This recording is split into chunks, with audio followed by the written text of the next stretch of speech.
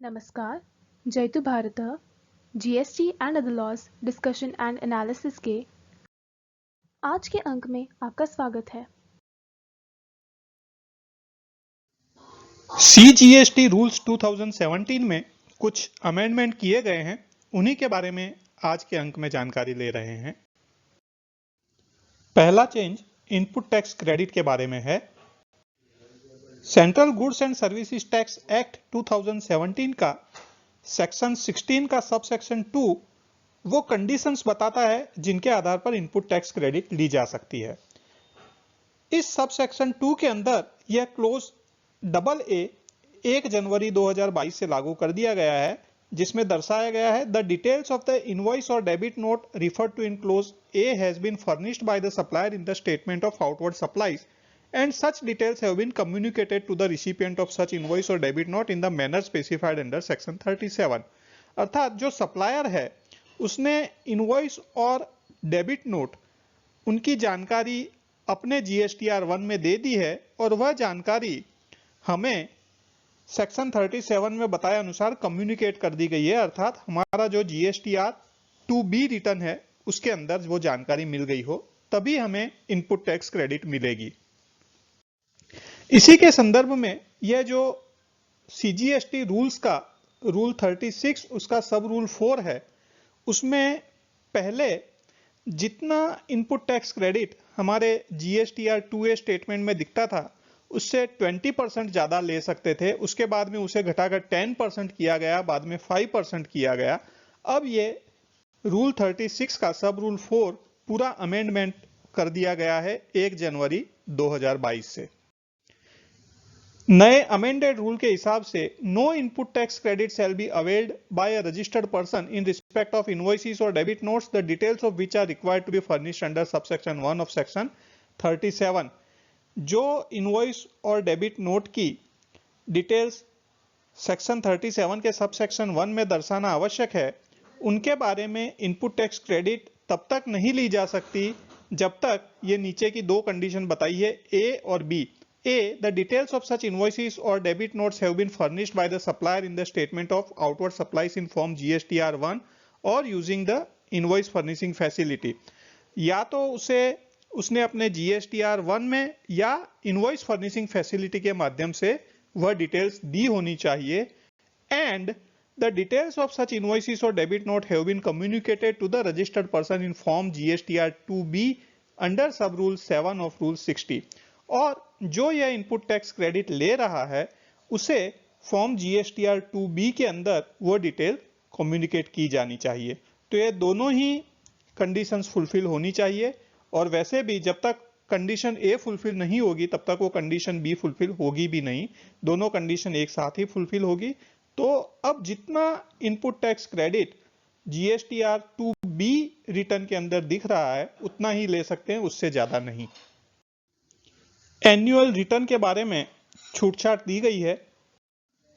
यह जो रूल 80 का सब रूल 1 है वह फॉर्म GSTR 9 के अंतर्गत एनुअल रिटर्न फाइल करने के बारे में प्रोविजन दर्शाता है। अब यहां पर सब रूल 1A इंसर्ट कर दिया गया है जो केवल फाइनेंशियल ईयर 2020-21 के लिए है।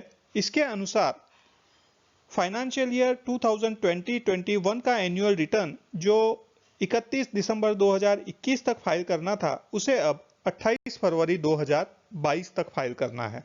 अर्थात 2 महीने की समयावधि और बढ़ा दी गई है।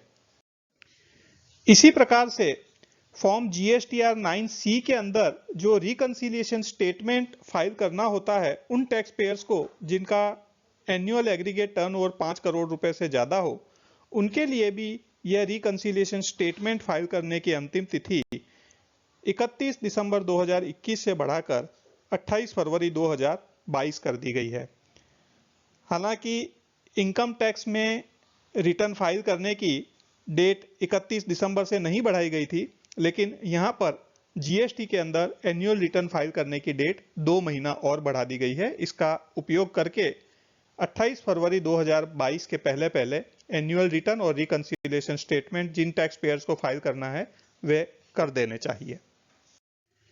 यूनिक आइडेंटिटी नंबर जिनको दिया जाता है वे टैक्स पेड सप्लाई प्राप्त करने के बाद में उस भरे हुए टैक्स का रिफंड ले सकते हैं। इस रिफंड की प्रोसीजर रूल 95 में दर्शाई गई है।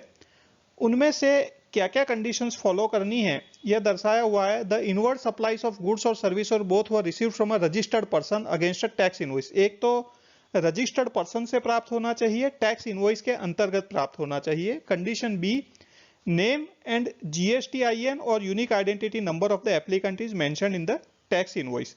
जो यूनिक आइडेंटिटी नंबर है या नाम और GSTIN नंबर जो एप्लीकेंट है रिफंड क्लेम फाइल कर रहा है वह मेंशन होना चाहिए। सच अदर रिस्ट्रिक्शंस और condition as may be specified. अब यहाँ पर जो ये कंडीशन बी है कि जहां पर यूनिक आइडेंटिटी नंबर भी मेंशन होना चाहिए, वह यदि टैक्स इनवॉइस में नहीं मेंशन है तो उसके लिए छूटछाट दी गई है। ये एक प्रोविजो ऐड किया गया है। Provided that where unique identity number of the applicant is not mentioned in a tax invoice, the refund of tax paid by the applicant on such invoice shall be available only if the copy of the invoice duly attested by the authorized representative of the applicant is submitted along with the refund application in form GST RFD 10। तो जहां पर invoice के अंदर unique identity number नहीं mention किया गया है, वहां पर वह एप्लीकेंट उनका ऑथोराइज्ड पर्सन की अटेस्टेशन किए हुए इनवॉइस की कॉपी सबमिट करेगा। उसके बाद में यह रिफंड ले सकता है और यह प्रोविजो 1 अप्रैल 2021 से प्रभावी किया गया है, यानी रिट्रोस्पेक्टिव इफेक्ट से इसका लाभ दिया गया है। सेक्शन 129 और 130 GST एक्ट के जो detention, seizure and release of goods and conveyance in transit उससे रिलेटेड हैं, उनमें आमूल परिवर्तन किया गया है। पहले सेक्शन 129 देख लेते हैं। ट्रांजिट के दौरान यदि इनवॉइस नहीं है, ई-वे बिल नहीं है या अन्य किसी भी विसंगति के कारण डिपार्टमेंट कन्वेंस को और उसमें रखे हुए गुड्स को डिटेन करता है या सीज करता है, तो उसे रिलीज करने के लिए जो कंडीशंस बताई है उसमें पहले यह क्लॉज ए के अंदर यह बताया था कि जो एप्लीकेबल टैक्स है वो और 100% पेनल्टी उतना भरने के बाद में उस गुड्स को रिलीज किया जा सकता था। उसके बदले में अब यह क्लॉज ए चेंज करके पेनल्टी इक्वल टू 200% कर दिया गया है, टैक्स की कोई बात नहीं है। उसी प्रकार से क्लॉज बी में जहां पर ओनर अपना माल छुड़वाने के लिए सामने नहीं आता है, वहां पर भी पेनल्टी की ही रकम अब बताई गई है, टैक्स की रकम नहीं बताई गई है। और क्लॉज सी में सिक्योरिटी फर्निश करने की बात कही गई है। सेक्शन 129 के सब सेक्शन 3 में दर्शाया गया है कि प्रॉपर ऑफिसर गुड्स और कन्वेंस को डिटेन करने के बाद with in 7 days notice issue करेगा और उसके बाद में 7 डेज के अंदर ऑर्डर पास करेगा। प्रॉपर अपॉर्चुनिटी ऑफ हियरिंग देने के बाद में ऑर्डर इश्यू किया जाएगा और जब पेनल्टी की रकम भर दी जाए तो इससे रिलेटेड सभी प्रोसीडिंग्स को कंक्लूड माना जाएगा। लेकिन यदि पेनल्टी की रकम अदा नहीं की जाती है तो वैसे केसेस में वह गुड्स और कन्वेंस को डिस्पोज ऑफ कर दिया जाएगा, ऑक्शन कर दिया जाएगा। तो अब इन्हीं से रिलेटेड रूल्स में कुछ चेंजेस किए गए हैं। रूल 142 के सब रूल 3 के अंदर जहां पर टैक्स पेयर स्वयं ही पेमेंट करके फॉर्म GST DRC 3 के अंदर इंटीमेशन देता है, वहां पर पहले सेक्शन 129 के सब सेक्शन 1 के अंतर्गत 14 दिन के अंदर भुगतान करना था। उसके बदले में वर्डिंग्स चेंज करके सेक्शन 129 के सब सेक्शन 3 में जो नोटिस दी जाती है उसके विद इन 7 डेज के अंदर भुगतान करने के वर्डिंग्स चेंज कर दिए गए हैं। इसी प्रकार रूल 142 के सब रूल 5 के अंदर भी जहां पर फॉर्म GST DRC 07 के अंतर्गत ऑर्डर इश्यू करना है, समरी ऑफ द ऑर्डर, वहां पर पहले जो वर्डिंग्स थे tax, interest and penalty payable by the person chargeable with tax, तो क्योंकि अब जैसे हमने पहले देखा कि सेक्शन 129 के अंतर्गत टैक्स की बात नहीं है, केवल पेनल्टी की बात रह गई है, तो इन वर्डिंग्स को अब चेंज करके tax, interest and penalty as the case में भी payable by the person concerned कर दिया गया है। Chargeable with tax, person chargeable with tax के बदले payable by the person concerned, इस प्रकार के वर्डिंग्स कर दिए गए हैं। जैसा कि सेक्शन 129 के अंदर बताया गया है कि उसके सब सेक्शन 3 में ऑर्डर इशू करने के बाद 15 दिनों तक यदि पेनल्टी की अमाउंट पे न की जाए तो उन गुड्स को या कन्वेंस को ऑक्शन किया जा सकता है, उनको डिस्पोज किया जा सकता है। उसी से रिलेटेड ये पूरी प्रोसीजर रूल 144A नया इंसर्ट करके उसमें बताई गई है। और यहाँ पर यह भी बताया गया है हर वस्तु की एक समय सीमा निर्धारित की गई है, लेकिन जहाँ पर पेरिसेबल या हैजार्डस गुड्स हैं उनके लिए समय अवधि नहीं निर्धारित की गई है। उन गुड्स को यदि 15 दिन से पहले भी प्रॉपर ऑफिसर को उचित लगे तो वह उनका ऑक्शन कर सकते हैं। इनके अंदर यदि ऑक्शन की प्रक्रिया स्टार्ट करने के बाद में भी पेमेंट कर दे पेनल्टी की अमाउंट का तो वह ऑक्शन की प्रक्रिया को रोक दिया जा सकता है। और यह पूरी डिटेल्स इस रूल के अंदर दी गई है, वो कभी अन्य किसी वीडियो में विस्तार से बताएंगे।